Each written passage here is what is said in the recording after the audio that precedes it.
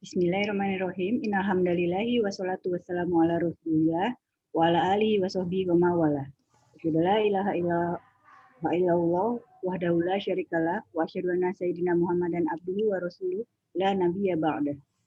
Assalamualaikum warahmatullahi wabarakatuh. Puji dan rasa syukur tiada henti kita panjatkan kehadirat Allah Subhanahu wa taala dan salawat serta salam kita tujukan kepada junjungan tertinggi kita Nabi Muhammad Shallallahu alaihi wasallam.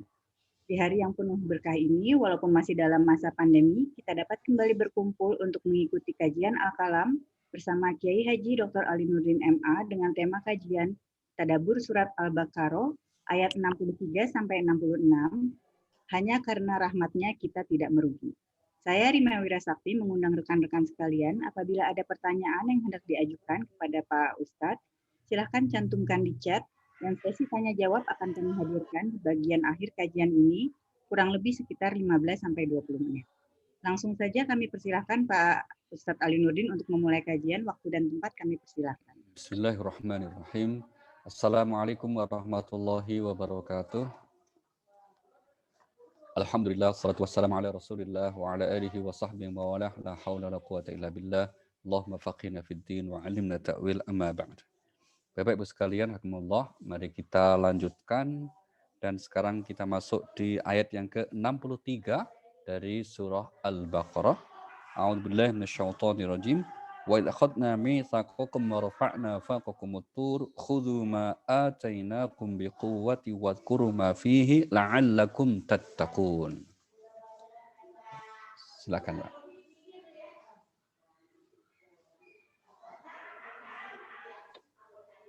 Mohon maaf Pak Ali, nunggu Ibu Kepala Host. Baik. Auzubillahiminasyaitonirrajim. Bismillahirrahmanirrahim. Dan ingatlah ketika kami mengambil janji kamu dan kami angkat gunung Sinai di atasmu, seraya berfirman, pegang teguhlah apa yang telah kami berikan kepadamu dan ingatlah apa yang ada di dalamnya agar kamu bertakwa. Iya. Ayat ini masih kelanjutan tentang kondisi bangsa Israel di masa lampau, di mana mereka itu baru akan mau untuk melakukan sesuatu taat kepada Allah kalau kemudian mereka itu diberikan ancaman. Nah, di antara yang kemudian ketika mereka melanggar perjanjian, baru kemudian ketika ada ancaman, nah pertanyaannya perjanjian yang mana yang mereka langgar? Nah, di antara sekian jenis perjanjian antara Bani Israel dengan Allah Subhanahu wa taala yang mereka langgar adalah ada di surah nomor 2 ayat 83, nanti akan ketemu rinciannya ya. Jadi beberapa saat lagi, tapi saya kira mungkin tidak kita baca, di mana di antara perjanjian itu Allah tegaskan wa idz khadna mitsaqa bani Israil la ta'buduna illallaha wa bil walidaini ihsana wa dzil qurba dan seterusnya. Auzubillahiminasyaitonirrajim. Bismillahirrahmanirrahim. Dan ingatlah ketika kami mengambil janji dari Bani Israel, janganlah kamu menyembah selain Allah dan berbuat baiklah kepada kedua orang tua, kerabat, anak-anak yatim dan orang-orang miskin. Dan bertutur katalah yang baik kepada manusia. Laksanakanlah sholat dan tunaikanlah zakat. Tetapi kemudian kamu berpaling, mengingkari, kecuali sebagian kecil dari kamu, dan kamu masih menjadi pembangkang.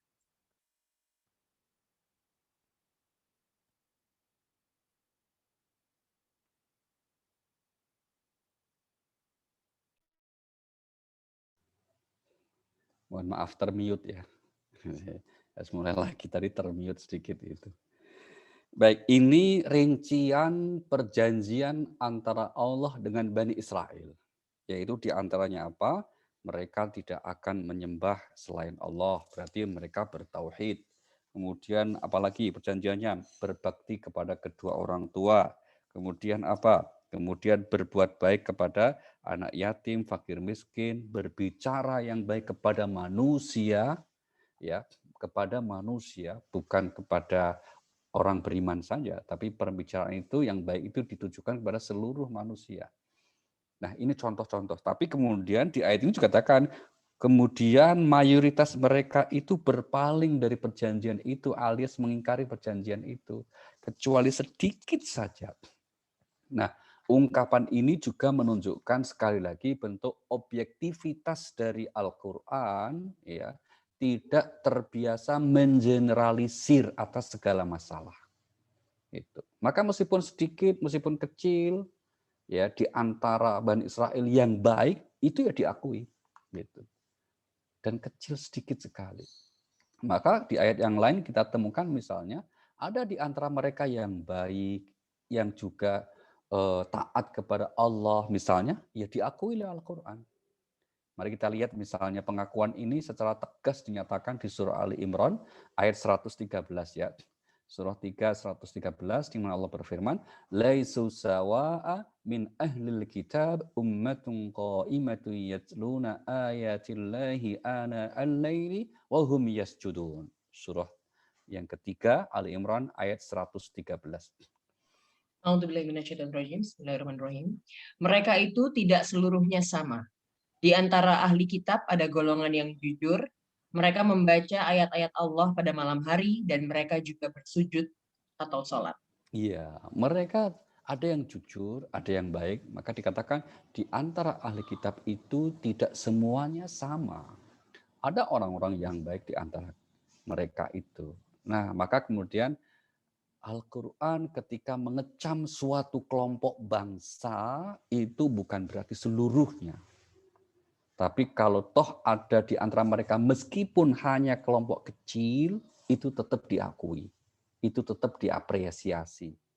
Nah, disinilah pentingnya kita belajar keadilan terkait sikap kita ya, agar sikap kita objektif untuk kemudian tidak terbiasa berpikir generalisir.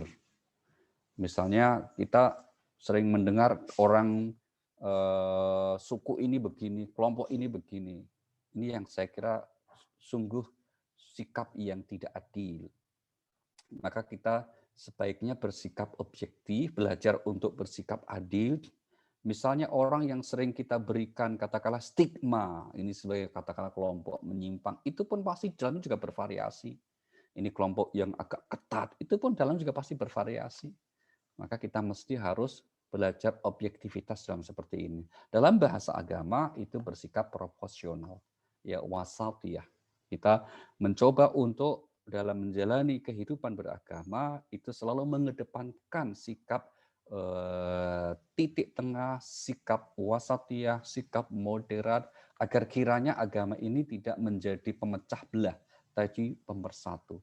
Kiranya agama ini tidak menjauhkan, tapi mendekatkan. Tidak memisahkan, tapi merekatkan.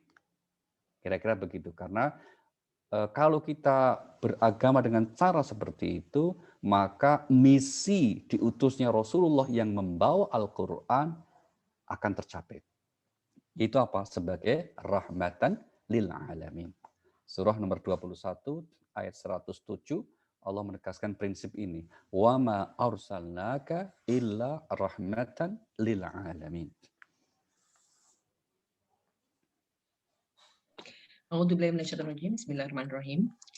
Dan kami tidak mengutus engkau Muhammad, melainkan untuk menjadi rahmat bagi seluruh alam. Iya, kami tidak mengutus wahai Nabi, melainkan menjadi rahmat bagi seluruh alam. Maka kembali tadi, orang-orang yang melanggar perjanjian ya dengan Allah Subhanahu wa taala baru setelah kemudian diancam, yaitu dikatakan apa di sini, mengambil janjimu ketika angkat gunung Sinai di atas kepalanya gitu ya. Maka kemudian kalau kamu nggak berpegang teguh ini dibelekin nih.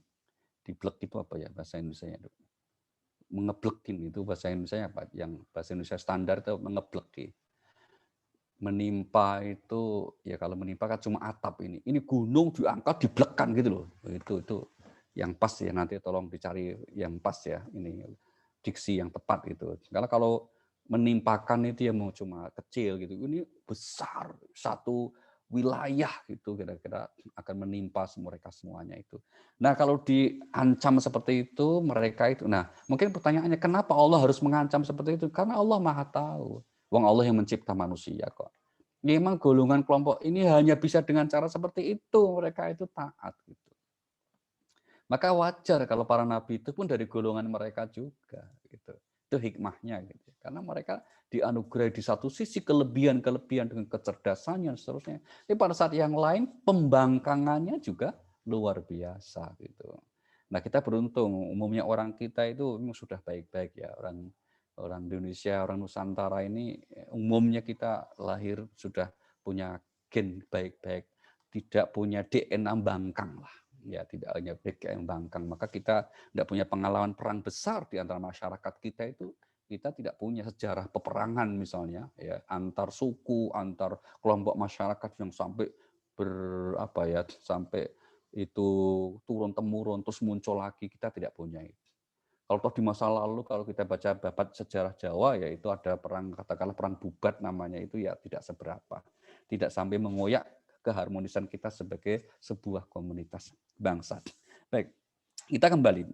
Nah, maka kemudian Allah menyatakan agar memegang teguh, memegang kuat atas perjanjian itu, dan apa? Segeralah kamu mengingat Allah agar kalian menjadi orang-orang yang bertakwa.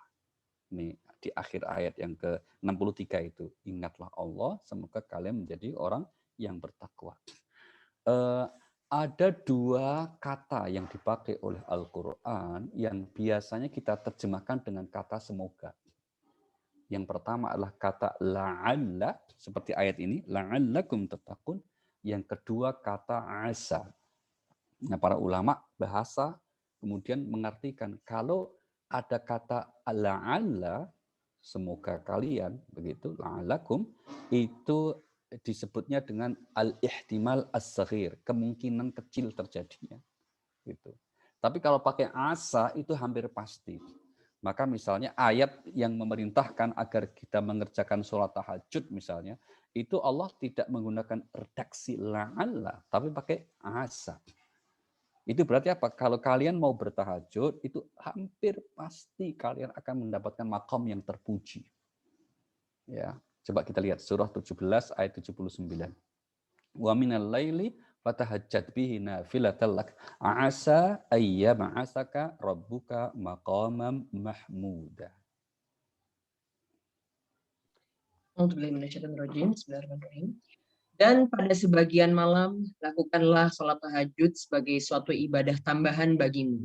Mudah-mudahan Tuhanmu mengangkatmu ke tempat yang terpuji. Iya, di sini kata mudah-mudahan itu merupakan terjemahan dari kata asa, bukan la'ala. Nah, mudah-mudahan dalam perspektif Allah bagi kita sebetulnya adalah sebuah kepastian. Ya, maka makna intrinsiknya, makna dalamnya adalah kalian bertahajudlah sebagai tambahan, maka pasti kalian akan mendapatkan makam atau posisi yang terpuji di sisi Allah Subhanahu wa taala. Baik, itu sekedar sekelumit informasi tentang penggunaan istilah bahasa di dalam Al-Qur'anul Karim. Mereka ingkar janji. Nah, seperti kita ketahui juga Bapak Ibu, di Al-Quran secara umum ada dua jenis perjanjian ya. Yang pertama perjanjian kepada Allah atau perjanjian dengan Allah Subhanahu wa taala, di antaranya tadi akan nomor satu bertauhid. Redaksi yang sama juga disebut di dalam ayat yang lain, di mana salah satu syarat agar satu keluarga besar itu nanti misalnya berkumpul di surga, syaratnya harus masing-masing anggota keluarga itu memenuhi janjinya terhadap Tuhannya. Nah, ini diletakkan dalam konteks apa? Hubungan keluarga. Nah, maka perjanjian yang juga tidak kalah kokohnya dengan sesama, itulah disebutnya ikatan pernikahan. Maka ikatan pernikahan itu disebut dengan istilah mitsaqon ghalidha, ikatan yang sangat kokoh. Mari kita lihat surah nomor 4, surah An-Nisa ayat yang ke-21. Di ayat ini Allah berfirman, wa kaifa ta'khudunahu wa qad afdha ba'dukum ila ba'din wa akhadna minkum mitsaqan ghalidha.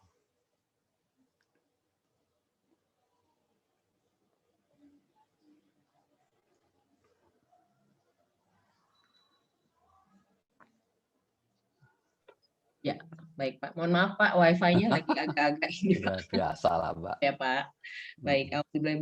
auzubillahiminasyaitonirrajim, bismillahirrahmanirrahim. Dan bagaimana kamu akan mengambilnya kembali, padahal kamu telah bergaul satu sama lain sebagai suami istri. Dan mereka, istri-istrimu, telah mengambil perjanjian yang kuat, ikatan pernikahan dari kamu. Iya, kamu sudah mengambil perjanjian yang kuat, yaitu ikatan pernikahan. Perjanjian yang kuat disebutnya dengan istilah ikatan pernikahan. Maka ikatan pernikahan di dunia ini adalah suatu jenis perjanjian. Baik, kita teruskan sekarang ayat yang ke-64. Ini yang kemudian kata kuncinya kita ambil menjadi salah satu tema kita ya.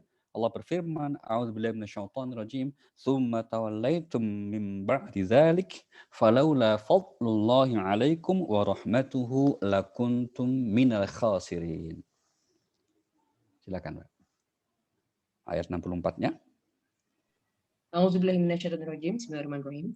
Kemudian setelah itu kamu berpaling, maka sekiranya bukan karena karunia Allah dan rahmatnya kepadamu, pasti kamu termasuk orang yang rugi. Nah, kemudian setelah itu, wahai Bani Israel, kalian berpaling. Artinya apa? Setelah berjanji dan baru diancam mereka tunaikan, setelah itu kan selamat, hidupnya nyaman. Tapi ternyata apa? Mereka berpaling lagi. Gitu. Maka apa yang dimaksud ungkapan kalau bukan karena karunia Allah dan rahmatnya, sungguh kamu akan termasuk orang-orang yang merugi. Karunia dan rahmat Allah dalam konteks ini bentuknya adalah ampunan. Ya, bentuknya apa? Ampunan dari Allah Subhanahu wa taala. Bentuknya apa? Permaafan dari Allah Subhanahu wa taala. Karena kalau setiap perbuatan dosa yang dilakukan oleh manusia, kemudian manusia atau orang itu kemudian diadab oleh Allah, habis manusia. Itu yang dinyatakan oleh Allah di ayat yang lain. Mari kita lihat ya, surahnya nomor 35, surah Fatir, ayat 45. Walau yu'akhidullahu an-nasa bima kasabu ma taraka 'ala dhahriha min dabbatin walaki yu'akhiruhum ila ajalin musamma.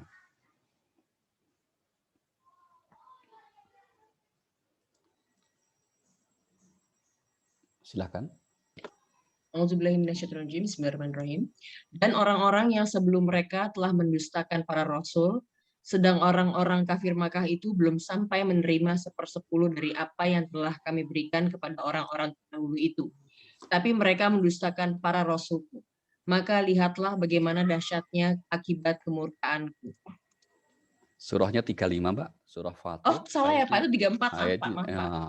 nggak apa-apa. Insya Allah, Bapak. Kalau belum ngopi emang kadang-kadang keliru. Gitu. Kalau belum Enggak ngopi Pak, itu. ini saya wifi-nya jadi Hmm. gambarnya dari mati hidup gitu loh Pak. Oke. Mohon maaf ya Pak Silakan, ya. silakan. Insya Allah. Oke. 35, Sebelum Yasin, 45 ya setelah, Pak. ya. Ya. Dan sekiranya Allah menghukum manusia disebabkan apa yang telah mereka perbuat, niscaya tidak akan menyisakan satupun makhluk bergerak yang bernyawa di bumi ini. Tetapi dia menangguhkan hukumannya sampai waktu yang sudah ditentukan. Nanti apabila ajal mereka tiba, maka Allah melihat keadaan hamba-hambanya. Iya, jadi ini salah satu bentuk fadl dan rahmat dari Allah Subhanahu wa taala. Yaitu apa? Menunda sanksi, tujuannya apa? Tujuannya agar manusia bisa kembali atau mau kembali ke jalan yang benar. Itu salah satu maknanya itu. Maka Allah menggunakan pengandaian seandainya atau sekiranya setiap dosa yang dilakukan oleh manusia itu langsung diberikan sanksi azab oleh Allah, tidak ada makhluk yang tersisa, yaitu maksudnya makhluk manusia. Kenapa? Manusia tempatnya berbuat dosa, manusia tempatnya berbuat salah. Tapi karena rahmat dan karunia-Nya lah yang kemudian menjadikan manusia diberikan kesempatan untuk kembali, dan ketika manusia bersedia untuk kembali bertobat, menempuh jalan yang benar, maka akan disambut oleh Allah dengan yang baik, dengan cara yang terbaik. Allah Subhanahu wa taala digambarkan oleh Rasulullah sallallahu alaihi wasallam ketika menyambut hambanya yang kembali itu, digambarkan, wahai hambaku, ini hadis qudsi ya, kalau kamu datang dengan berjalan, aku sambut dengan berlari. Kalau kalian datang 1 langkah, ku sambut 10 langkah.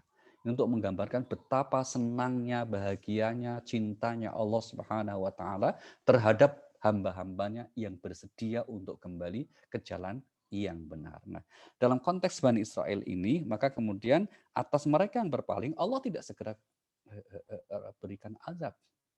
Disitulah juga kita bisa mengerti mengapa dengan rahmat dan karunia Allah yang diturunkan itu, hendaknya manusia itu bergembira. Karena itu semuanya lebih baik. Ya, ini yang Allah tegaskan di surah nomor 10 ayat 58. Surah 10, surah Yunus ayat 58, Allah berfirman dalam ayat ini, qul bi fadlillahi wa bi rahmatihi fabidzalika falyafrahu huwa khairum mimma yajma'un. Bismillahirrahmanirrahim. Katakanlah Muhammad, dengan karunia Allah dan rahmatnya, hendaklah dengan itu mereka bergembira. Itu lebih baik daripada apa yang mereka kumpulkan. Iya, hendaklah dengan itu semua kalian bergembira. Karena apa? Hal itu lebih baik dari apa yang kumpul-kumpul umumnya oleh manusia. Maka seringkali kita mendapati pernyataan ini tidak hanya berkaitan dengan Bani Israel, tapi para nabi yang lain pun juga menyatakan redaksi yang hampir sama. Jika bukan karena rahmat-Mu ya Allah, bukan karena ampunan-Mu ya Allah, maka kami termasuk semua orang-orang yang merugi. Kita tentu ingat doa Nabi Adam alaihissalam setelah beliau melanggar larangan Allah, yaitu dengan memakan buah larangan. Kemudian dalam taubatnya beliau menyatakan begitu. Ini yang direkam di surah nomor 7, surah Al-A'raf pada ayat yang ke-23 ya, doa Nabi Adam ini. Apa itu? Beliau berkata dengan istri Nabi Adam, yaitu Nyonya Adam, ya. Qala rabbana walamna anfusana wa illam taghfir lana wa tarhamna lanakunanna minal khasirin. Bismillahirrahmanirrahim. Keduanya berkata, ya Tuhan kami telah menzolimi diri kami sendiri. Jika Engkau tidak mengampuni kami dan memberi rahmat kepada kami, niscaya kami termasuk orang-orang yang rugi. Iya, jika Engkau tidak mengampuni kami, ya, dan tidak mengasihi kami, tidak mencurahkan rahmat kasih sayang kepada kami, maka niscaya kami akan menjadi termasuk orang-orang yang merugi. Ya. Ini sekali lagi salah satu pernyataan, ungkapan, sekiranya bukan karena ampunan dan rahmat Allah, atau dalam konteks ini, sekiranya bukan karena karunia dan rahmat Allah, kami atau mereka atau kalian semua akan termasuk menjadi orang-orang yang rugi. Apa makna rugi? Ya tidak beruntung. Sebetulnya manusia diberi kesempatan, punya peluang untuk hidupnya menjadi beruntung dengan syarat apa? Mengikuti petunjuk Tuhan. Itu kok diabaikan semuanya? Ya maka menjadi orang-orang yang merugi. Gitu. Sehingga kemudian di antara orang yang disebut kemudian tidak beruntung, yang merugi itu apa? Di wal asri itu katakan, kalau tidak ingin rugi, wal asri innal insana fi khusr illal ladzina amanu wa amilus shalihat wa tawassaw bil haqq wa tawassaw bis sabr. Ada sekian syaratnya ya, yaitu orang beriman, beramal soleh, saling berpesan dalam kebaikan, dan saling berpesan juga dalam kesabaran. Itu syarat agar manusia tidak tergolong orang-orang yang merugi, tapi selalu berusaha mendapatkan, meraih posisi orang-orang yang beruntung, dan seterusnya. Baik, ini adalah tentang posisi pengakuan dari Bani Israel yang kemudian ditegaskan oleh Allah Subhanahu wa taala, sekiranya bukan karena rahmat dan karunia Allah, maka mereka akan termasuk orang-orang yang beruntung. Nah, bagaimana kelanjutannya? Kita lihat ayat 65. A'udzubillahi minasyaitonir rajim. Wa laqad alimtumul ladzina i'tadaw minkum fis sabti faqulna lahum kunu qiradatan khasiin. Bismillahirrahmanirrahim. Dan sungguh kamu telah mengetahui orang-orang yang melakukan pelanggaran di antara kamu pada hari Sabat. Lalu kami katakan kepada mereka, jadilah kamu kera yang hina. Iya, apa yang dimaksud dengan hari Sabat ini? Ini kisahnya secara rinci, ya, ada di surah nomor 7, surah Al-A'raf pada ayat yang ke-163. sampai 166. Rinciannya di sini apa yang dimaksud peristiwa Sabat itu, dan mereka mengetahui persis karena apa? Ini semacam menjadi legenda, semacam menjadi satu bentuk peristiwa besar yang ada pada komunitas mereka yang tidak mungkin tidak diketahui oleh mereka. Saking jelasnya dan saking sangat menentukannya gitu ya. Kira-kira begitu. Nah, apa itu? Ini di surah 7 163 diceritakan was'alhum 'anil qaryatil lati kanat hadhiratal bahr. Silakan. Bismillahirrahmanirrahim. Dan tanyakanlah kepada Bani Israel tentang negeri yang terletak di dekat laut ketika mereka melanggar aturan pada hari Sabat, yaitu ketika datang kepada mereka ikan-ikan yang berada di sekitar mereka terapung-apung di permukaan air. Padahal pada hari-hari yang bukan Sabat, ikan-ikan itu tidak datang kepada mereka. Demikianlah kami menguji mereka disebabkan mereka berlaku fasik. Iya, lanjut Mbak. 164-nya. Dan ingatlah ketika suatu umat di antara mereka berkata, "Mengapa kamu menasihati kaum yang akan dibinasakan atau diazab Allah dengan azab yang sangat keras?" Mereka menjawab, "Agar kami mempunyai alasan lepas tanggung jawab kepada Tuhanmu dan agar mereka bertakwa." Iya, 165-nya.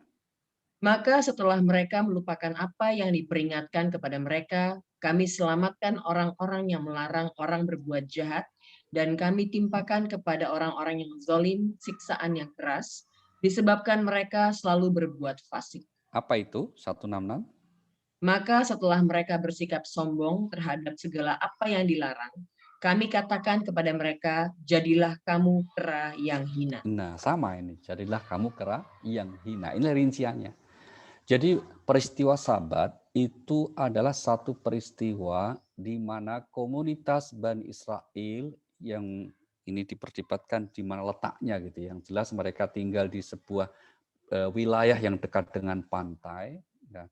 Mereka itu memiliki mata pencarian utamanya adalah untuk nelayan, mencari ikan.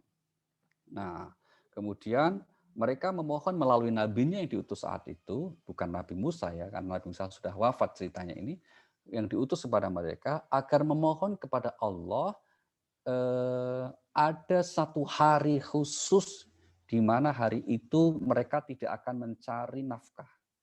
Mereka akan fokus untuk beribadah. Maka disetujulah. Sehingga kemudian pada setiap hari itu awalnya mereka masih komitmen untuk ibadah. Ya, ada yang mengatakan ini harinya hari Sabtu, maka disebut Sabat.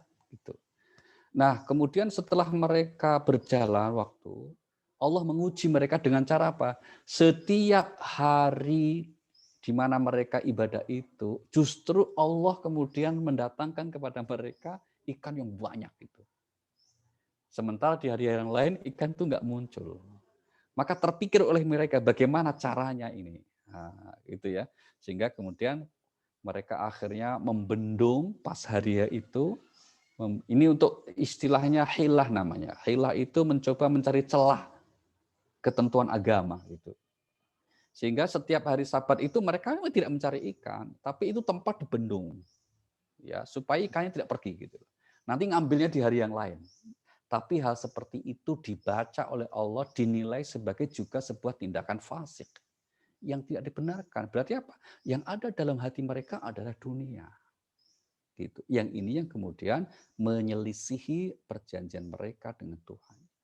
Apa faedah dari ayat ini, Bapak Ibu? Dalam konteks inilah kita kembali kepada salah satu prinsip dalam agama, fungsi ataupun posisi harta benda dunia ini memang menjadi salah satu jenis ujian hidup. Mari kita lihat surah nomor 8 ayat 28. Allah berfirman, A'udzubillahi minasyaitonirrajim, wa'lamu annama amwalukum wa auladukum fitnah wa annallaha 'indahu ajrun 'azim. Bismillahirrahmanirrahim.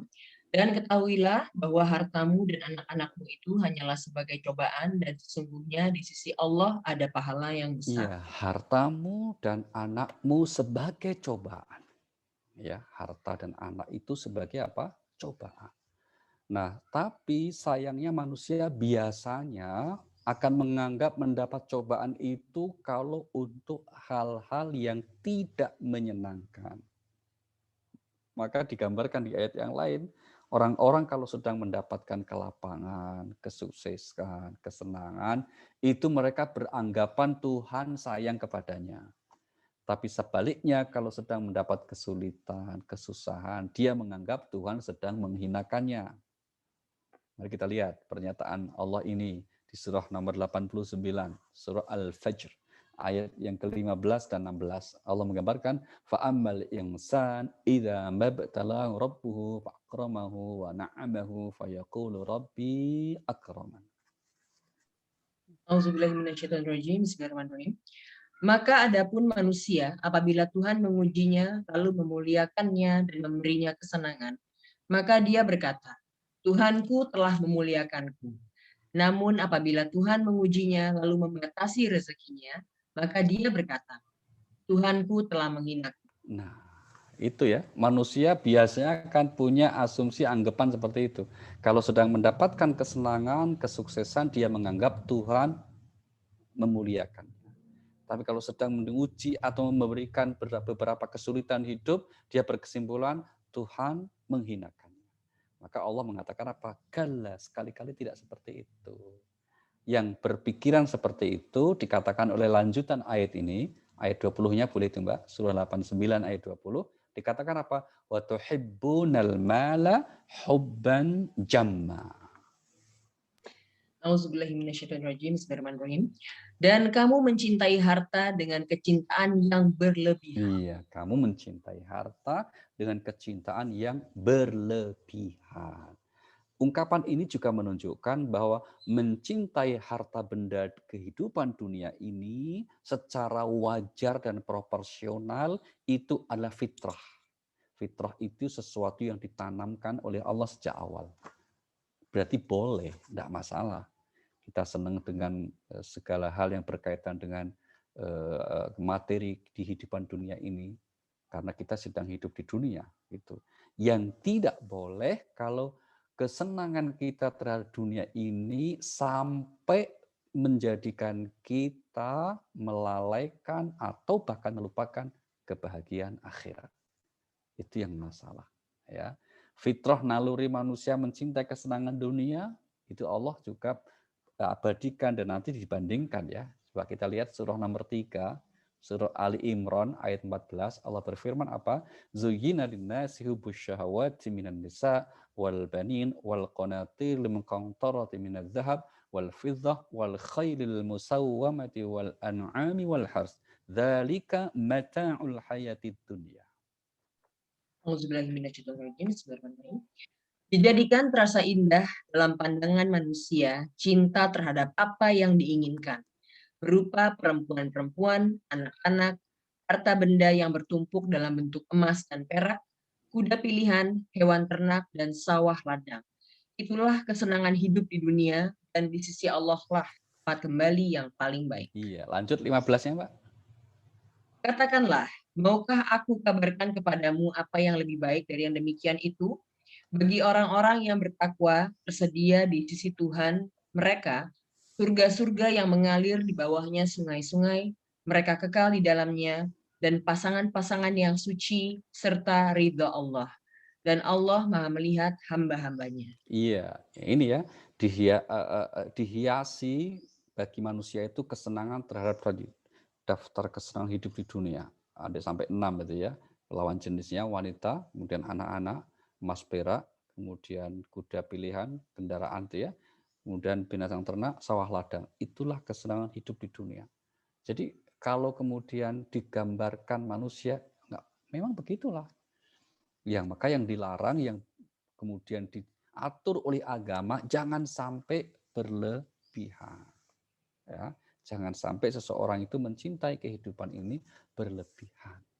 Contoh sikap berlebihan itu apa? Ya, cara meraihnya dengan melanggar norma dan cara menggunakannya dengan melanggar norma, itu namanya berlebihan. Norma itu ada norma positif, hukum-hukum, ada norma yang etis, ya sifatnya pantas tidak pantas, itu namanya melanggar norma. Nah, kalau orang melakukan seperti itu dapat dinilai sebagai apa? Telah bersikap berlebihan terhadap dunia ini. Ya, nah, itulah akhirnya nggak lulus. Maka dikatakan hartamu dan anakmu adalah cobaan. Yang disebut cuma dua, hartamu dan anakmu. Bagaimana kalau suami? Apakah cobaan juga? Ya, suami cobaan juga, tapi tidak seberat dua hal itu, harta dan anak-anak, gitu ya.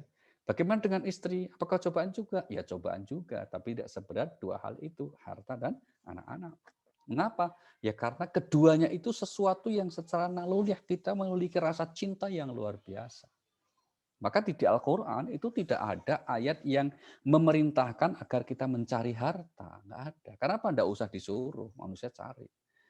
Dan juga tidak ada ayat yang memerintahkan agar orang tua mencintai anak-anak. Kenapa? Sudah otomatis. Setiap orang tua pasti menyayangi anak-anaknya. Itu fitrah nalurinya. Maka agama mengatur agar rasa kasih, rasa sayang, rasa cinta, rasa senangnya terhadap dunia dan segala aksesorisnya itu tidak menjadikan kita bersikap berlebihan.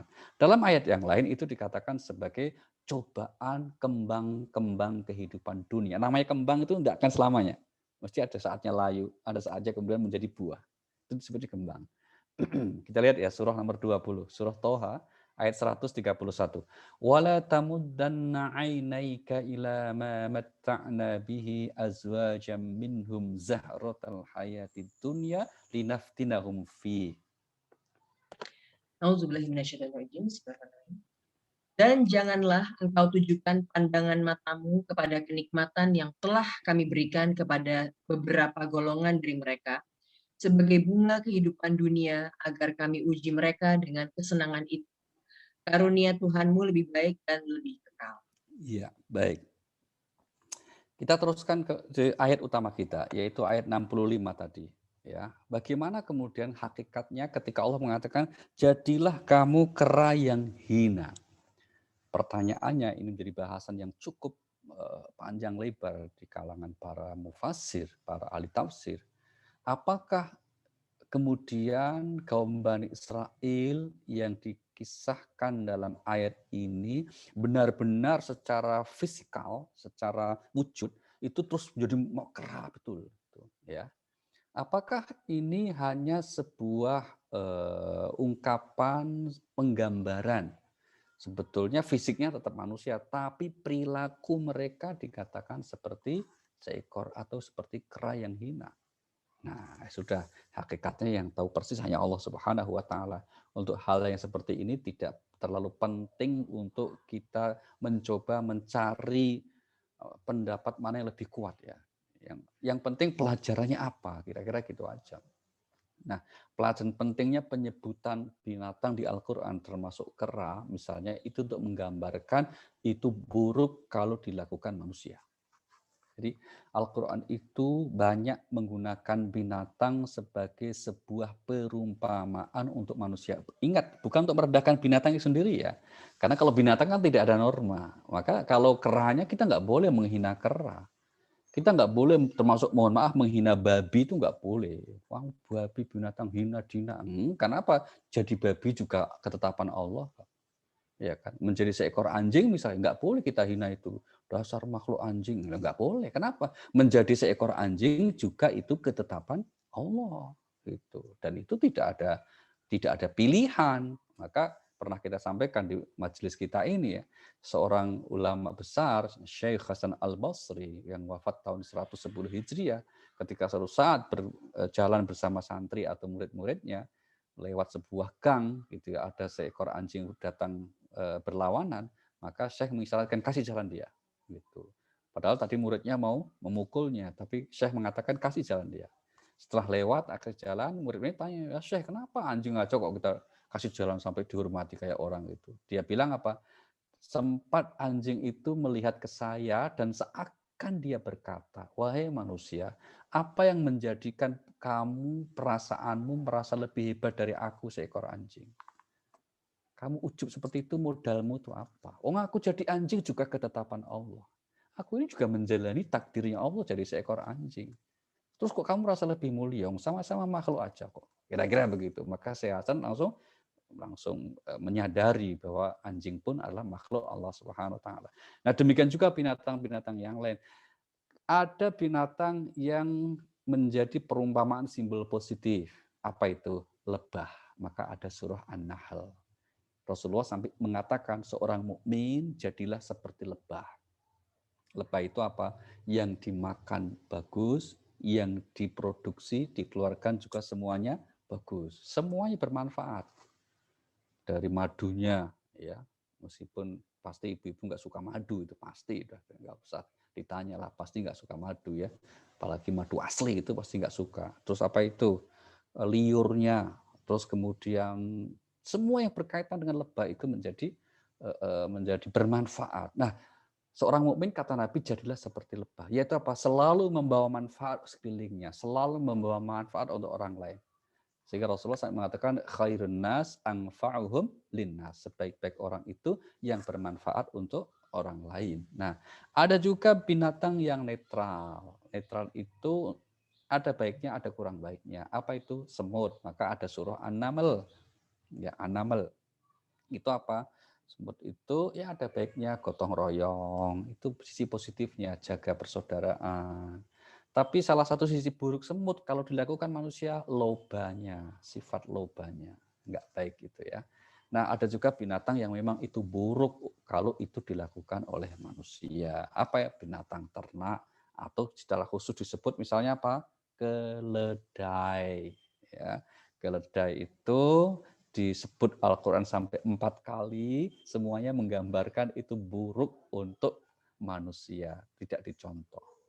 Ya, karena apa? Simbol binatang yang bodoh. Baik, kita kembali lagi. Nah, maka yang dimaksud jadilah kamu kera yang hina, ini adalah bisa bermakna dua. Yang betul-betul mereka berubah menjadi kera terus berbulu, kira-kira gitu. Tapi juga bisa maknanya perilaku mereka seperti seekor kera. Ya, seekor kera itu seperti apa tuh yang buruknya itu? Nah, nanti kita lihat bersama-sama ya. Tapi yang jelas binatang ini itu yang paling menonjol itu kalau kita lihat itu adalah auratnya.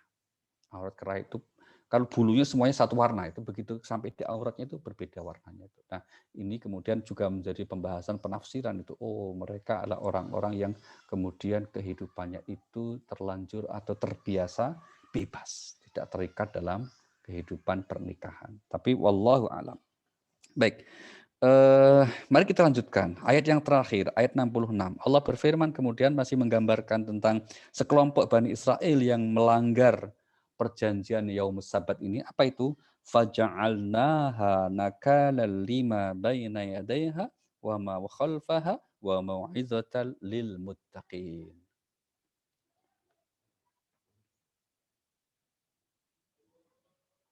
Auzubillahiminasyaitonirrajim. Bismillahirrahmanirrahim. Maka kami jadikan yang demikian itu peringatan bagi orang-orang pada masa itu dan bagi mereka yang datang kemudian, serta menjadi pelajaran bagi orang-orang yang bertakwa. Iya, jadi kisah-kisah yang seperti itu dan juga kisah yang lain oleh Allah itu dijadikan sebagai apa? Pelajaran. Peringatan orang saat itu supaya mereka tobat, ya, dan juga untuk orang kemudian. Tapi bagi orang yang bertakwa yang terpenting apa? Menjadi pelajaran.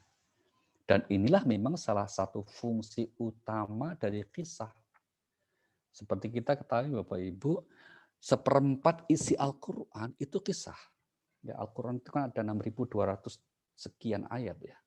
Itu seperempatnya, berarti 1.500 lebih ayat, itu adalah kisah.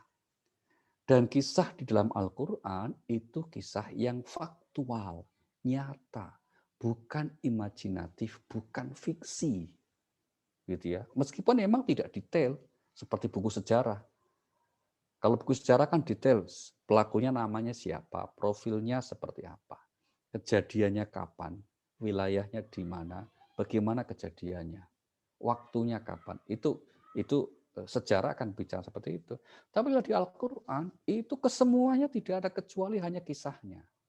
Karena apa? Memang yang ingin dicapai dari pemaparan kisah di Al-Quran, itu bukan pengetahuan sejarahnya, tapi apa? Pelajaran apa yang dapat dipetik dari kisah tersebut. Ya. Mari kita lihat misalnya hal ini kita lihat di surah 12, surah Yusuf ayat 111 Allah menyatakan laqad kana fi qasasihim ibratun. Ya, laqad kana fi qasasihim ibrat. Ma kana haditsan yuftara walakin tasdiqal ladzi baina yadayhi wa tafsila kulli syai' wa huda wa rahmatan liqaumin yu'minun. Bismillahirrahmanirrahim. Sungguh pada kisah-kisah mereka itu terdapat pengajaran bagi orang yang mempunyai akal. Al-Quran itu bukanlah cerita yang dibuat-buat, tetapi membenarkan kitab-kitab yang sebelumnya, menjelaskan segala sesuatu dan sebagai petunjuk dan rahmat bagi orang-orang yang beriman. Iya. Ya, Al-Quran itu bukan isinya kisahnya dibuat-buat, tapi memang sebuah kisah yang nyata, bukan fiksi, tapi sebuah fakta, gitu ya. Tujuannya apa? Untuk menjadi ibrah, pelajaran, dan juga rahmat hidayah bagi orang-orang yang beriman. Di samping punya tujuan yang tersebut, di dalam ayat yang lain kita temukan di antara fungsi kisah ini juga untuk menguatkan hati Nabi dan orang-orang beriman. Jadi kalau Rasulullah dalam menyampaikan pesan dakwahnya mengalami gangguan, mengalami bulian, dibully oleh umat, oleh kaum saat itu ya, bahkan juga ancaman kekerasan, puncaknya juga ancaman pembunuhan. Nabi dikuatkan oleh Allah yang menyampaikan kisah-kisah di Nabi para dulu. Yaitu apa? Gak hanya kamu, orang-orang dulu juga gitu kok. Maka kata Al-Quran, salah satu fungsi kisah itu apa? Untuk menguatkan hati Nabi. Kita lihat ya, surah 11 ayatnya yang ke 120. Di ayat ini Allah berfirman, maka haditsa yiftara walakin tasdiqal ladzi baina yadayhi. Surah nomor 11 ayatnya yang ke 120. Wa kullan naqussu 'alaika min amba'ir rusuli ma nusabbitu bihi fuadak. Begitu. Bismillahirrahmanirrahim. Dan semua kisah Rasul-Rasul kami ceritakan kepadamu Muhammad, agar dengan kisah itu kami teguhkan hatimu, dan di dalamnya telah diberikan kepadamu segala kebenaran, nasihat, dan peringatan bagi orang yang beriman. Iya, agar dengan kisah itu kami kuatkan hatimu. Ini ungkapan Bapak Ibu sekalian menjadi petunjuk ya, kalau kita sedang punya masalah, bacalah sejarah. Termasuk kisah sejarah hidup orang lain yang boleh jadi mengalami masalah yang sama yang lebih berat. Mereka berhasil lulus, berhasil lolos, berhasil tegar, berhasil teguh. Bagaimana caranya? Baca itu. Supaya kita kemudian tidak merasa sendirian. Karena terkadang salah satu yang menyebabkan mengapa akhirnya orang itu mengambil sikap putus asa, itu karena dia merasa yang menghadapi masalah itu sendirian. Gitu. Dikiranya yang lain itu enak-enak aja, nggak dapat masalah seperti dia. Padahal faktanya tidak sedikit, dan bahkan setiap orang pasti punya masalah. Kalau ada orang merasa tidak punya masalah, itu masalah. Gitu. Masalahnya apa? Masalahnya Anda merasa tidak punya masalah. Gitu. Itu masalah. Karena terkadang cara Allah kalau ingin memberikan karunia-Nya, memberikan bentuk rahmat-Nya, itu dibungkusnya dengan masalah-masalah. Maka bedanya apa? Bagi orang yang beriman dengan segala bentuk masalah tidak putus asa. Tapi menghadapinya dengan segala keteguhan, kesabaran, dan tentu dengan mengharap pertolongan Allah Subhanahu wa taala.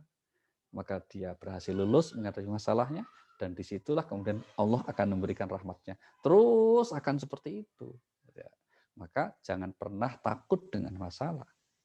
Tapi apa? Takutlah kalau kita sampai putus asa menghadapi masalah. Itu yang tidak boleh. Karena setiap masalah pasti juga satu paket dengan solusinya. Setiap problem satu paket dengan jalan keluarnya. Itu aksioma yang Allah tegaskan berulang-ulang di dalam Al-Quran seperti itu. Karena kalau sampai Allah menurunkan masalah, sementara solusi jalan keluarnya tidak diturunkan, tidak diberikan, namanya zalim. Sedangkan Allah tidak mungkin berbuat zalim. Surah nomor 10 ayat 44 misalnya Allah tegaskan, innallaha la yadlimun nasa syai'an walakinnan nasa anfusahum yadlimun. Sesungguhnya Allah tidak menzolimi manusia sedikit pun, tetapi manusia itulah yang menzolimi dirinya sendiri. Iya, Ini ya, tapi manusia itulah yang kemudian menzalimi dirinya sendiri. Nah, inilah saya kira beberapa pelajaran penting garis besarnya dari ayat 63 sampai 66. Nanti ayat 67 sampai berikutnya itu satu bentuk sepenggal kisah lain dari episode kehidupan Bani Israel. Ya, kalau ini episode tentang sehari Sabat, kalau ini nanti episode lain dari Bani Israel yang juga tidak kalah hebatnya pelajaran yang dapat kita petik dari kisah yang akan dipaparkan oleh ayat-ayat selanjutnya. Baik, silakan Mbak Rima untuk kita saatnya untuk membuka dialog kita. Monggo, mungkin sudah ada atau yang menyampaikan, silakan. Ya, terima kasih Pak Ali. Untuk teman-teman yang ingin bertanya bisa ditulis di chat, nanti insya Allah akan saya bacakan. Pak Ali, kebetulan nih kajian lalu tuh banyak sekali pertanyaan yang belum terjawab. Jadi baik. coba tanyakan sekarang ya Pak ya. Ya, siap. Oke, yang pertama dari Ibu Diah Sasanti, Ibu Santi. Di Al-Quran surat 22 ayat 39 telah diizinkan berperang bagi orang-orang yang diperangi karena sesungguhnya mereka telah dianiaya. Dan sesungguhnya Allah benar-benar maha kuasa menolong mereka itu.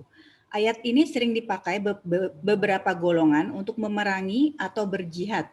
Karena walaupun Muslim di Indonesia itu mayoritas, tapi banyak yang merasa teraniaya atau dizolimi. Nah, bagaimana pendapat Bapak dalam hal ini dan bagaimana kita menyikapi hal ini?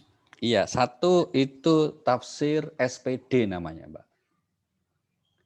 Sapenake dhewe. Gitu ya. Karena kalau dalam kita betul komitmen dengan syariat Islam, itu yang menentukan kita dalam situasi perang atau damai itu bukan individu, bukan kelompok, tapi negara. Gitu loh. Negaralah yang memutuskan, oh kita sedang dalam situasi dizolimi dalam peperangan. Itu negara, bukan individu. Kalau setiap individu merasa dizolimi terus perang, loh piye rusak. Gitu ya. Setiap individu atau kelompok merasa, wah aku dizolimi ya terus perang. Oh ya piye. Masalah itu kan, itu satu ya. Jadi itu tidak benar. Makanya saya katakan tuh tafsir seenaknya sendiri gitu ya. Kalau yang sebenarnya tidak seperti itu. Apalagi kalau kita lihat di ayat yang lain ya, mari kita lihat ayat yang lain itu ya. Surahnya nomor 60 ayat yang ke-8 ya. Surah 60 ayat yang ke-8. Allah berfirman di ayat ini, la yanhaakumullahu 'anil ladzina lam yuqatilukum fid din wa lam yukhrijukum min diyarikum an tabarrum wa tuqsitu ilaihim. Innallaha yuhibbul muqsitin. Silakan, Pak. Bismillahirrahmanirrahim. Allah tidak melarang kamu berbuat baik dan berlaku adil terhadap orang-orang yang tidak memerangimu dalam urusan agama dan tidak mengusir kamu dari kampung halamanmu. Sesungguhnya Allah mencintai orang-orang yang berlaku Iya kan? adil. Allah tidak melarang kamu berbuat baik dan berlaku adil terhadap orang yang tidak memerangi kamu. Nah, terus kemudian kalau merasa orang diperangi, pertanyaannya perang yang mana? Kalau perangnya misalnya, oh ini perang ilmu pengetahuan atau perang ekonomi, ya oke, mari kita hadapi. Kalau perang ilmu pengetahuan berarti kita harus belajar keras. Itu. Medannya berarti medan di wilayah pengetahuan. Kalau ekonomi kita harus bekerja lebih keras dari mereka dengan cara yang lebih cerdas supaya bisa berhasil mengalahkan mereka dalam bidang ekonomi. Jadi kalau kita merasa dizolimi dari sisi ekonomi, dari sisi ilmu pengetahuan, karena juga kondisi kita, kok kemudian kita akhirnya mengangkat senjata dengan ngebom, ya itu nggak nyambung. Ya kan nggak nyambung. Ya, kecuali kalau saudara-saudara kita di Palestina yang mereka jelas-jelas dalam situasi perang gitu ya. Nah, tentu itu ada alasan yang bisa dibenarkan seperti kata ayat tadi gitu ya. Tapi kalau di kita itu mayoritas tapi merasa dizolimi, lah kezoliman seperti apa? Lawannya tentu tidak dalam bentuk peperangan fisik, apalagi menggunakan senjata yang itu korbannya bukan orang yang berperang. Kadang-kadang yang dikorban kan nggak ada yang urusan. Ya orang lewat karena mungkin tidak punya dosa kena akibatnya. Yang jelas itu akan menimbulkan ketidakstabilan dalam kehidupan masyarakat. Nah, pertanyaan kedua yang menarik, bagaimana caranya kalau problemnya ini persoalan pemahaman yang kurang tepat, maka ya harus ngaji itu, ngaji yang benar, istilahnya apa? Luaskan pandangan, cakrawalanya, perbanyak literatur, sering-sering piknik ya, untuk kemudian menghadiri majelis-majelis yang macam-macam kira-kira gitu ya. Kemudian apalagi ya sering ngopi-ngopi lah dengan orang yang kita anggap dolim itu. Nah, insya Allah nanti itu ada akhirnya. Nah ini kalau orang perasaan ini kan repot. Namanya juga perasaan gitu kan, bukan realitas akhirnya gitu. Baik, maka pentingnya kita juga harus cerdas ya. Pentingnya kita harus tidak boleh miskin literatur. Harus berusaha untuk membangun kesadaran. Penting sekali kita untuk banyak menyerap pengetahuan agar tidak memahami secara keliru atas satu pemahaman agama. Lanjut. Ya, berikutnya dari Ibu Alia. Assalamualaikum, izin bertanya. Ada perkataan Al-Quran diciptakan dalam bahasa Arab supaya dimengerti oleh umat. Maksud saya kan tidak semua orang bisa membaca tulisan Arab. Mohon pencerahannya Pak Ali. Baik, mari kita lihat ayatnya ya. Mari kita lihat ayatnya. Surahnya 14, ayatnya yang keempat. Ya, surah 14. Silakan, Mbak.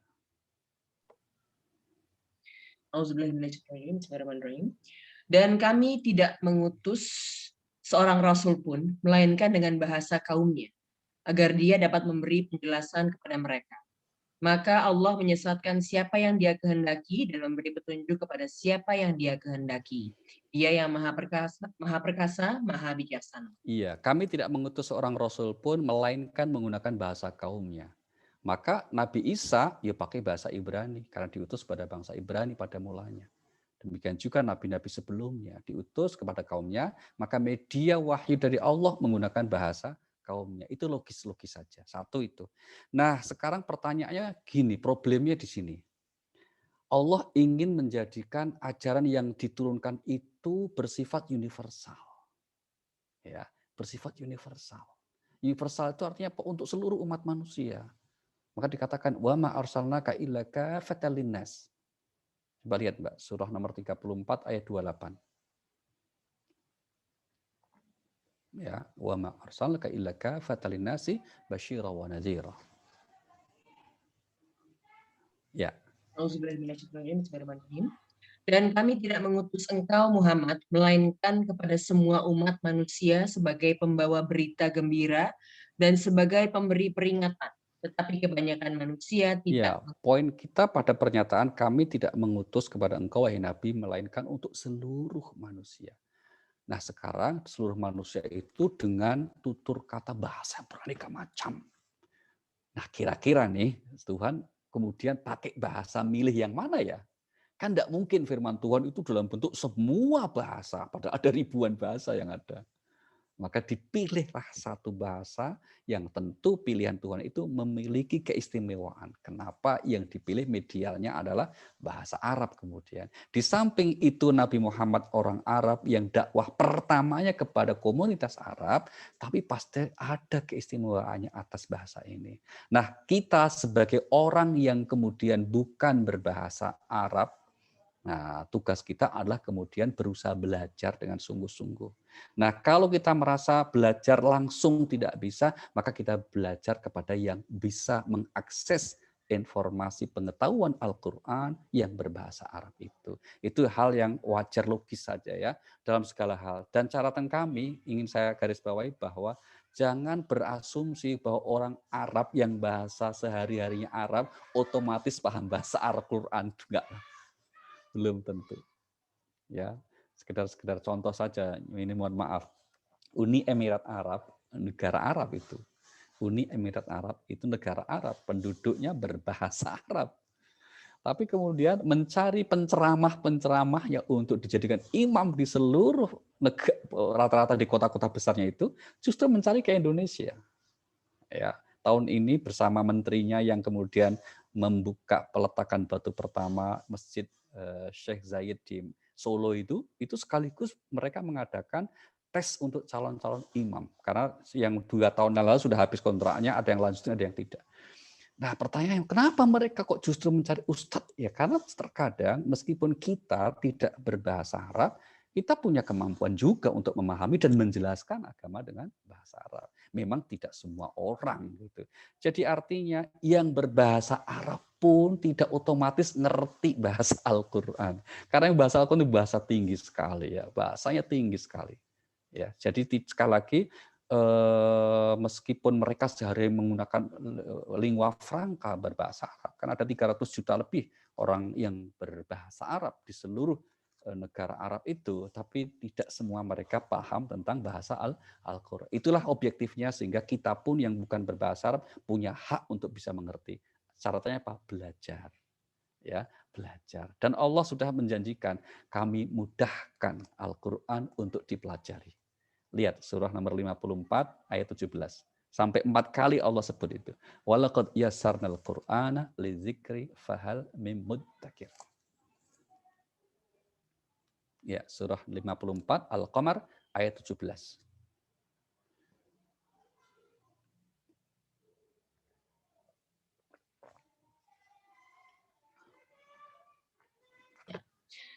Bismillahirrahmanirrahim. Dan sungguh telah kami mudahkan Al-Quran untuk peringatan, maka adakah orang yang mau mengambil pelajaran? Iya, itu sampai 4 kali ya. 17, 22, 32, 40. Redaksinya sama saja. Walaqad yassarnal Qur'ana lidzikri fahal mim muddakir. Terima kasih. Lanjut, Mbak. Ya, berikutnya dari Ibu Vici. Assalamualaikum Pak Ali. Apakah boleh anak yang non-muslim memandikan dan ikut memasukkan jenazah orang tuanya ke liang lahat? Baik. Prinsipnya yang kemudian mendapat kewajiban dari agama itu adalah yang sesama muslim. Itu yang disebut sebagai fardhu kifayah. Fardhu kifayah artinya kewajiban yang dibebankan kepada sekelompok orang. Kalau sekelompok sudah menunaikan, maka komunitas sekelilingnya yang muslim sudah gugur kewajibannya. Nah, itu prinsipnya. Tapi kalau kemudian itu dilaksanakan oleh seorang muslim, kelompok muslim melakukan, ada keluarganya yang kebetulan non-muslim, ikut nimbrung katakanlah, maka nggak ada masalah. Boleh saja. Ketika dimandikan, ya mungkin dia ikut nyiram. Ketika dikuburkan, mungkin dia ikut gotong masukin, tidak ada masalah. Baik. Lanjut. Ya, berikutnya dari Ibu Irma Barnes. Assalamualaikum Pak Ali. Nasab Nabi Isa dari Ibunda Maryam itu keturunan dari Nabi Daud atau dari Nabi Harun ya? Wah, yang ini yang tidak dijelaskan di Al-Quran. Ya, tapi secara nanti kita lihat ya dari sisi silsilahnya ya. Ya, sisi silsilahnya itu naik ke atasnya itu apakah itu dari Nabi Daud atau dari Nabi Harun. Tapi yang jelas kan Isa putra Maryam, Maryam putra Imran, putri Imran ya, binti Imran. Nah, Imronnya ke atas ini yang perlu kita cek lagi itu. Mudah-mudahan nanti mungkin bisa diingatkan, Mbak, nanti nasabnya apakah itu dari Nabi Harun, yang itu saudara Nabi Musa atau Nabi Daud alaihissalam. Baik, terima kasih. Siap. Berikutnya dari Bapak Priyono, dalam surat 5 ayat 117 disebutkan bahwa Nabi Isa telah diwafatkan oleh Allah. Tetapi sering dijelaskan bahwa Nabi Isa sebenarnya belum meninggal. Bagaimana ya Pak? Baik. Mari kita lihat informasi ayat yang sering dijadikan alasan untuk mengatakan Nabi Isa tidak meninggal. Ini ada di surah 4, surah An-Nisa ayat 157. Ya, 157, 158. Ya. Nah, kita lihat ayat yang ini. Silakan, Mbak. Dan kami hukum juga karena ucapan mereka, sesungguhnya kami telah membunuh Al-Masih Isa putra Maryam Rasul Allah. Padahal mereka tidak membunuhnya dan tidak pula menyalibnya. Tetapi yang mereka bunuh adalah orang yang diserupakan dengan Isa. Sesungguhnya mereka yang berselisih pendapat tentang pembunuhan Isa selalu dalam keraguan-raguan tentang yang dibunuh itu. Mereka benar-benar tidak tahu siapa sebenarnya yang dibunuh itu, melainkan mengikuti persangkaan belaka. Jadi mereka tidak yakin telah membunuhnya. Oke, 158. Tetapi Allah telah mengangkat Isa ke hadiratnya. Allah Maha Perkasa, Maha Bijaksana. Iya, kata-kata Allah mengangkat Isa ke hadiratnya, ini yang kemudian dipahami sementara orang Nabi Isa tidak mati, karena diangkat gitu. Nah, nanti jadi perdebatan lagi, diangkatnya itu rohnya saja atau sama jasadnya, dan seterusnya. Tapi kira-kira bagaimana ini? Begini, kalau di ayat yang lain kita temukan, ketika engkau wafatkan aku kok. Bahkan kalau di ayat yang lain secara jelas mengatakan hari kematianku. Nabi Musa ya diwafatkan oleh Allah, ya dimatikan oleh Allah. Kita lihat contoh satu ayat lagi ya Pak ya, surah nomor 19, ayat yang ke-33. Wassalamu alayya yauma ulidtu wa yauma amutu wa yauma ub'atsu hayya. Ya. Bismillahirrahmanirrahim. Dan kesejahteraan semoga dilimpahkan kepadaku pada hari kelahiranku, pada hari wafatku, dan pada hari aku dibangkitkan hidup kembali. Nah, ini maksudnya Nabi Isa ya, kesejahteraan di saat hari kelahiranku, hari wafatku, dan hari aku nanti dibangkitkan. Nah, ini kemudian dipahami kalau kita akan gabungkan pemahaman dari ayat-ayat ini, maka kesimpulannya apa? Seperti halnya kelahiran Nabi Isa yang juga berbeda dengan umumnya manusia, tidak melalui proses pembuahan dari seorang ayah, seorang laki-laki, maka wafatnya pun juga tidak seperti halnya manusia yang diketahui caranya dengan jelas, diketahui dengan jasadnya secara umum. Kira-kira begitu. Tapi yang jelas beliau juga wafat, beliau juga meninggal, dikatakan ayat ini. Tetapi cara meninggalnya itu seperti halnya kelahirannya juga tidak sama dengan yang lain. Umumnya manusia. Kira-kira untuk apa itu semua? Nah, jawaban Al-Quran sebagai bukti tanda-tanda kekuasaan Allah Subhanahu wa Ta'ala. Tapi dengan cara yang berbeda seperti itu, kan kemudian tidak sedikit yang salah paham manusia itu. Sampai ada yang menduga bahwa Nabi Isa kalau gitu bukan manusia, dia adalah anak Tuhan. Kan begitu akhirnya kan? Karena lahirnya tidak seperti manusia umumnya, maka beliau naik kelas menjadi anak Tuhan. Ya, tapi ya kita sudah lakum dinukum waliyadi. Lanjut, Mbak. Ya. Berikutnya dari Ibu Mini Meraksa. Assalamualaikum, izin bertanya. Karena kita tinggal di luar negeri, apakah kita boleh masuk ke dalam gereja karena diundang untuk mendoakan orang yang meninggal atau merayakan perkawinan di gereja? Iya, untuk diundang takziah itu menghibur yang hidup. Boleh. Ya, kita menyampaikan duka cita kepada yang masih hidup, maka hadir.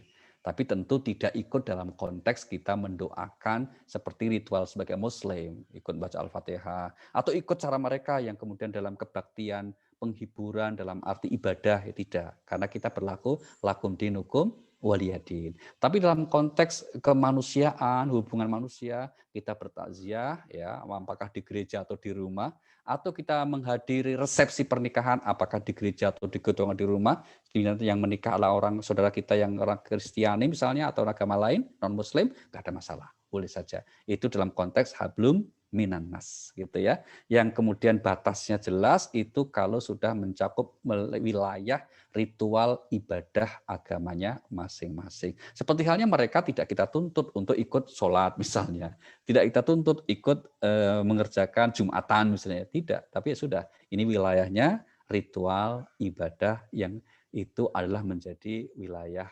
keyakinan masing-masing. Lanjut.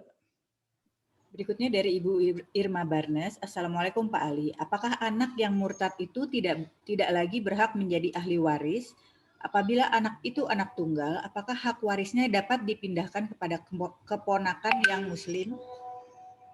Ya, yang menggugurkan hak waris itu diantaranya satu karena membunuh.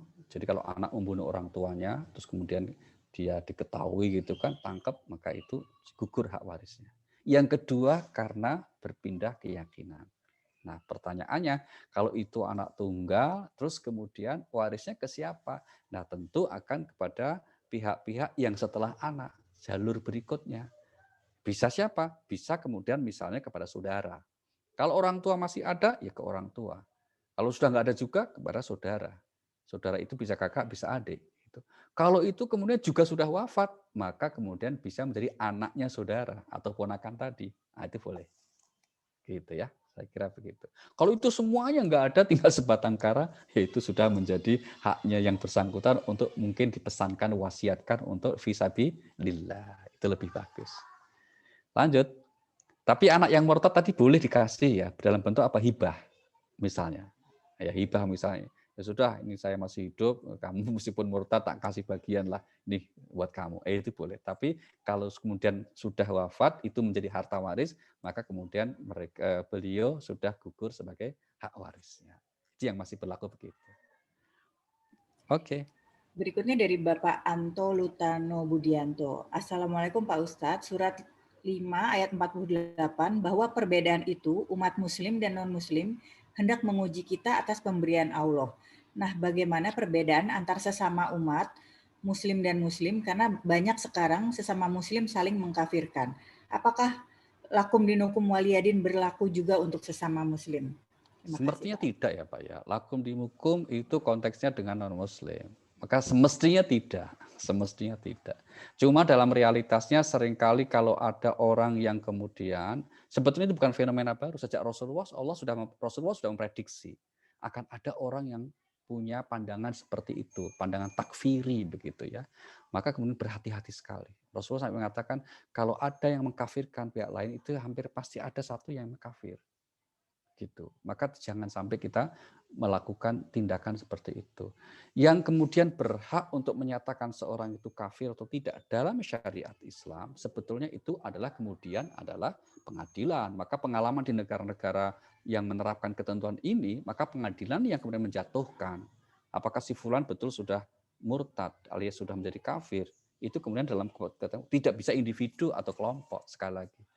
Sehingga kemudian misalnya di beberapa negara seperti Mesir misalnya, mereka kemudian kalau ada orang karya-karyanya, pernyataan-pernyataannya, ya karya tulisnya itu menunjukkan sikap dinilai telah keluar misalnya, terus kemudian misalnya apa, dia ngaku sebagai nabi, ya nabi, atau dia bersaksi ada nabi yang lain setelah di luar Nabi Muhammad SAW, setelah Nabi Muhammad, itu kan satu bentuk pengakuan yang membatalkan keislaman.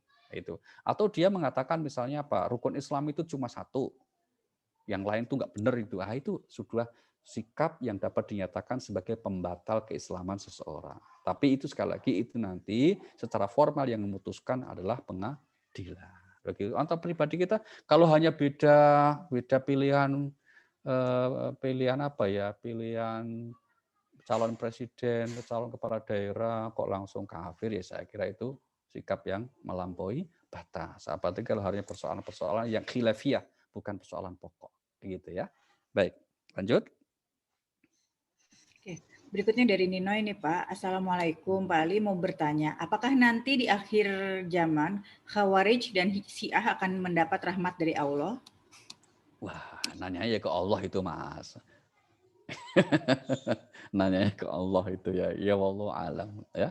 Khawarij dan Syiah sudah sekian abad ada ya. Nah, sampai sekarang juga masih ada. Nah, nanti apakah, dan sekarang sudah akhir zaman loh. Bukan nanti loh, sekarang itu sudah akhir zaman sebetulnya.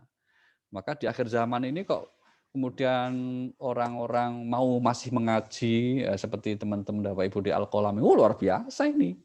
Ya, kan kenapa? Banyak orang yang untuk senengnya itu maksiat gitu loh. Untuk hidupnya supaya merasa senang itu berbuat dosa. Loh kok kita senangnya malah ngaji? Meskipun kadang agak ngantuk-ngantuk gitu ya, enggak apa-apa, itu bagus gitu. Itu syukuri. Maka di akhir zaman itu kita terhindar dari berbuat dosa, terhindar dari berbuat maksiat, itu pun sudah satu anugerah itu. Ya, apalagi kalau kita bisa isi dengan kebaikan. Jadi sekarang sudah akhir zaman. Maka kemudian pertanyaannya apakah Syiah dan kelompok-kelompok yang lain ya termasuk Khawarij dan seterusnya apakah nanti akan mendapat rahmat? Ya sebetulnya rahmat dalam arti umur enggak hanya Syiah dan Khawarij, semua manusia diberikan rahmat juga oleh Allah. Maka ketika kita bahas tentang Ar-Rahman Ar-Rahim atau di ayat Bismillahirrahmanirrahim, akan ada rahmat yang bersifat umum. Itu diberikan Allah kepada semua manusia tanpa memandang agama. Ada yang bersifat khusus, itu yang diberikan hanya untuk orang mukmin dan kelak nanti di akhirat. Gitu ya. Oke. Masih ada, Pak? Masih banyak sih, Pak. Ada dari Bapak dari Bapak atau Ibu Matasuri ini, Pak. Assalamualaikum Pak Ali, mohon maaf pertanyaan di luar konteks. Bagaimana tata cara pembayaran fidyah? Apakah harus dalam bentuk bahan pokok atau bisa dengan uang? Apakah dapat dilakukan sekaligus pada awal puasa atau harus per hari? Terima kasih. Ya, baik, terima kasih Pak. Ini secara fikih memang ada perbedaan pendapat ya Pak ya, tapi saya kira pendapat yang tidak prinsip lah ya. Monggo yang penting bayar fidyah. Nah, kalau di umumnya ulama Indonesia ini ya termasuk MUI misalnya itu memberikan kemudahan. Bayar makanan pokok itu lebih utama Kalau makan pokok kita kan beras bukan kurma ya, maka bayarnya pakai beras, fidyahnya itu. Senilai apa yang kita konsumsi sehari-hari kalau fidyah ya. Senilai yang kita konsumsi sehari-hari. Itu. Terus kemudian ditambahkan dengan ya katakanlah untuk infak tambahan dengan lauknya misalnya itu lebih bagus ya. Sehingga kemudian pertanyaannya apakah boleh setiap per hari sekali atau langsung. Nah, kalau kemudian memang dirasa bahwa memang dalam 1 bulan itu tidak bisa, ya tidak bisa menunaikan sepenuhnya karena alasan uzur ya, maka sekaligus nanti di akhir Ramadan itu boleh juga. Maka kemudian di akhir Ramadan misalnya ini fidyah dari orang tua kami ya selama 1 bulan nggak puasa, mohon diterima. Itu biasanya juga disalurkan langsung kepada yang berhak juga boleh, bisa diamanahkan, dititipkan di masjid-masjid yang biasa mereka membuka juga boleh saja. Begitu ya. Tapi kalau mau mengambil setiap hari berikan fidyahnya juga lebih utama. Kira-kira gitu. Monggo pilihan-pilihan ini insya Allah kesemuanya itu benar. Kesemuanya adalah benar. Termasuk kalau pilihannya ingin memberikan uang. Misalnya dalam bentuk natural uang. Itu juga pilihan yang dibenarkan. Tapi kalau afdolnya, kalau disebutnya itu karena redaksi ayat itu mengatakan fidyatun to'am, memberikan makanan. Maka sebaiknya dalam bentuk makanan. Tapi uang kan maksudnya juga, ya sebetulnya kalau diberi uang itu tujuannya itu, nah, mohon maaf ya, saya agak repot beli beras, nanti uangnya beli beras sendiri aja. Kira-kira begitu sebetulnya itu. Ya. Tapi juga ada dititipkan ke masjid, nanti masjid yang memberikan berasnya, bisa juga seperti itu. Khawatirnya kalau diberi uang langsung, terkadang itu nggak diberikan makanan, berokok. Nah itu yang saya kira itu kadang kurang pas ya. Baik, lanjut. Berikutnya dari Ibu Ira. Assalamualaikum Pak Ali. Maaf mau bertanya tadi masalah binatang. Apakah anjing itu najis? Bagaimana najisnya bagi kita yang muslim jika memelihara anjing? Karena ada juga muslim yang berhijab panjang yang memelihara banyak anjing, itu bagaimana ya Pak Ali? Wah, itu yang baca medsos ya. Jadi medsos ya. Ada wanita yang berhijab panjang melihara 62 malah Ibu, 62. Baik, dari segi fikih memang ini diperselisihkan ya tentang hukum kenajisan anjing ini. Ya, hukum. Tapi mayoritasnya mengatakan memang itu najis. Maka cara menghilangkannya itu dalam hadisnya itu umumnya itu dikatakan khususnya berkena air liurnya gitu ya, itu harus salah satunya menggunakan debu. Maka kalau ada yang secara ta'abbudi dia ikut letter hadis itu dengan membersihkan 7 kali dengan air, salah satunya dengan debu itu kan 7 kali ya, itu tentu baik-baik saja dengan ibadah. Tapi kalau kemudian mengikuti pendapat yang mengatakan dulu kan belum ada sabun, sekarang sabun pun sudah bisa membantu membersihkan, maka cukup bukan tanah tapi diganti sabun, maka yang dirasa cukup bersih juga boleh saja. Jadi intinya memang masalah sikap atau terhadap anjing ini ada perbedaan pendapat. Apakah termasuk boleh memelihara anjing di dalam rumah, gitu ya? Apakah kemudian ini sifat najisnya seperti apa? Itu khilafiyah seperti itu ada di dalam. Nah, maka kemudian dalam konteks mazhab Syafi'i yang umumnya berlaku di Indonesia mengambil pendapat yang hati-hati, Tapi yang ingin kita garis bawahi jangan ada orang yang mencela anjing.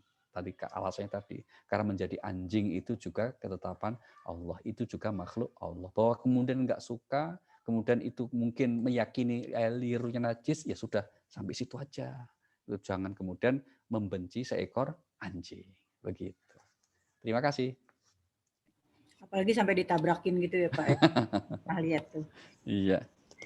Ini ada dari Pak Ismail Akbar di Menteng Pak. Karunia itu adalah sesuatu pemberian Allah. Adakah karunia Allah yang tidak menguntungkan, khususnya bagi orang-orang yang tidak beriman? Kalau tidak salah ada ayatnya. Dan bolehkah kita orang beriman tidak menerima karunia Allah seperti punya anak yang tidak mau sadar-sadar? Bagaimana nih Pak? Yang pertama, karunia Allah, ya tentu segala yang berasal dari Allah itu baik ya Pak. Tapi karunia itu disalahgunakan karena ada dimensi ujiannya. Misalnya karunia itu salah satu bentuknya katakanlah berupa jabatan. Itu karunia Allah. Selain amanah. Harta itu karunia di samping juga cobaan. Gitu kan? Maka kemudian dengan karunia itu orang lalai, orang melupakan Tuhan malahan, ya itu berarti tidak lulus dengan cobaannya. Gitu.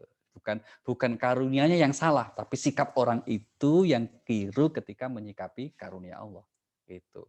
Kita diberikan mohon maaf kecerdasan, pintaran, akal otak yang encer.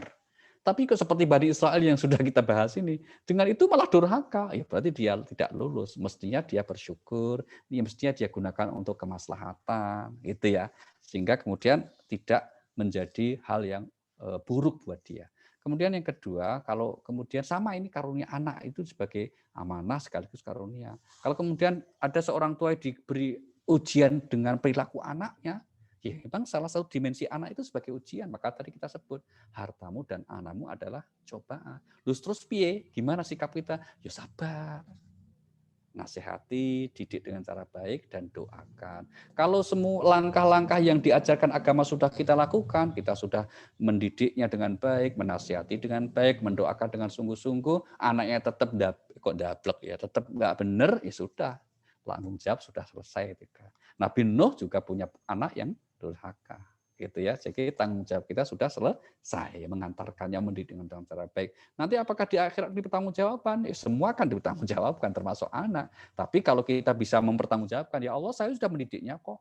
Kamu juga tahu ada saksinya gitu ya, para malaikat yang kau utus. Aku udah sering mendoakannya dan seterusnya. Tapi ternyata kemudian si anak mengambil keputusan hidupnya sendiri, ya engkau maha mengetahui. Itu bukan di luar tanggung jawabku.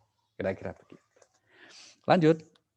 Ya, berikutnya dari Ibu Agustarini Ririn. Assalamualaikum Pak Ali. Bagaimana cara yang mudah untuk melepaskan kemelekatan? Mengingat kita sebenarnya tidak punya apa-apa. Melepas apa, Mbak? Kemelekatan, barangkali perasaan memiliki. Oh, oke. Ya, merasa milik ya. Bagaimana melepaskan ya sebetulnya rasa memiliki kemelekatan dalam kehidupan kita sesuatu yang fitrah, tidak apa-apa.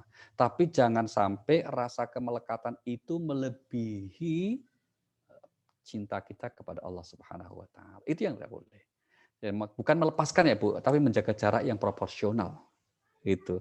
Kita dianugerahi kita mencintai anak-anak kita mencintai pasangan kita mencintai sesuatu yang indah dalam hidup ini. Nggak apa-apa semuanya. Wah, agama kita agama fitrah, Pak. Nah, seperti itu nggak ada masalah. Yang menjadi masalah, kalau dengan itu semua kita melalaikan, melupakan Allah.